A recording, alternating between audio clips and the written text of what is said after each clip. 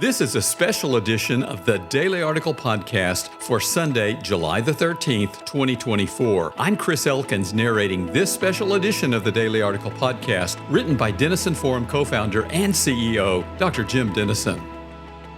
Donald Trump was speaking at a campaign rally this afternoon in Butler, Pennsylvania, when a series of pops that sounded like gunshots rang out. Mr. Trump's face and ear were bloodied as he was rushed off the stage by Secret Service agents and escorted into his motorcade. The shooting is being investigated as an attempted assassination of the former president. At this writing, a person believed to be the shooter is dead, as well as an audience member in attendance. Another person is believed to be in critical condition. The shooter was reportedly in a sniper position located hundreds of yards from Mr. Trump's podium. He was shot and killed by Secret Service personnel. The official Team Trump account on social media platform X wrote, "President Trump thanks law enforcement and first responders for their quick action during this heinous act. He is fine and is being checked out at a local medical facility," end quote. We would expect his political allies to respond with support for the former president, as they have. But it is gratifying to watch the reactions from those who are on the opposite side of the political spectrum. President Biden responded, "I am grateful to hear that he is safe and doing well. I am praying for him and his family and for all of those who were at the rally." Senate Majority Leader Chuck Schumer said he was horrified by what happened and was relieved that former President Trump is safe. California Governor Gavin Newsom said on X, "My thoughts are with President Trump and everyone impacted at the rally today." House Democratic leader Hakeem Jeffries responded, "My thoughts and prayers are with former President Trump. I am thankful for the decisive law enforcement response. America is a democracy. Political violence of any kind is never acceptable." And independent candidate Robert Kennedy Jr. posted on X, "Now is the time for every American who loves our country to step back from the division, renounce all violence, and unite in prayer for President Trump and his family." What does this say about our nation and our future? In many countries around the world, violence against political opponents is an endemic part of the culture. Russian President Vladimir Putin has systematically and violently stamped out opposition to his regime.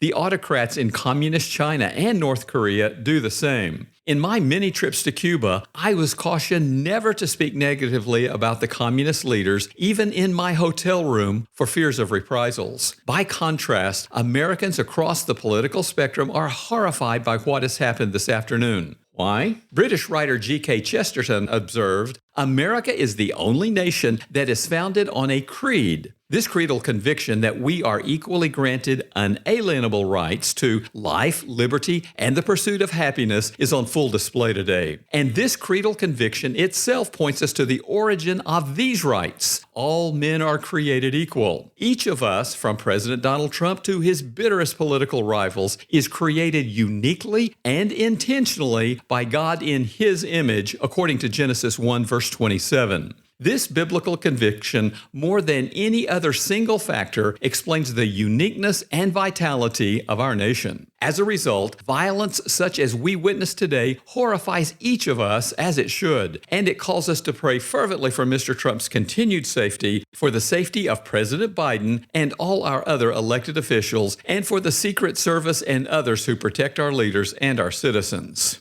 In addition, I am praying for God to redeem today's tragedy by using it to expose the deadly dangers of political animosity. Hate in speech becomes hate in action. Condemning those with whom we disagree dehumanizes them and incites violence against them. If we don't want what happened today to happen again tomorrow, we must heed the words of the Lord in Matthew 5, verse 44. "Love your enemies and pray for those who persecute you, so that you may be the sons of your Father who is in heaven." Dr. Martin Luther King Jr. was prophetic when he declared, "Returning hate for hate multiplies hate, adding deeper darkness to a night already devoid of stars. Darkness cannot drive out darkness. Only light can do that. Hate cannot drive out hate. Only love can do that." How will you drive out the darkness and hate in America today?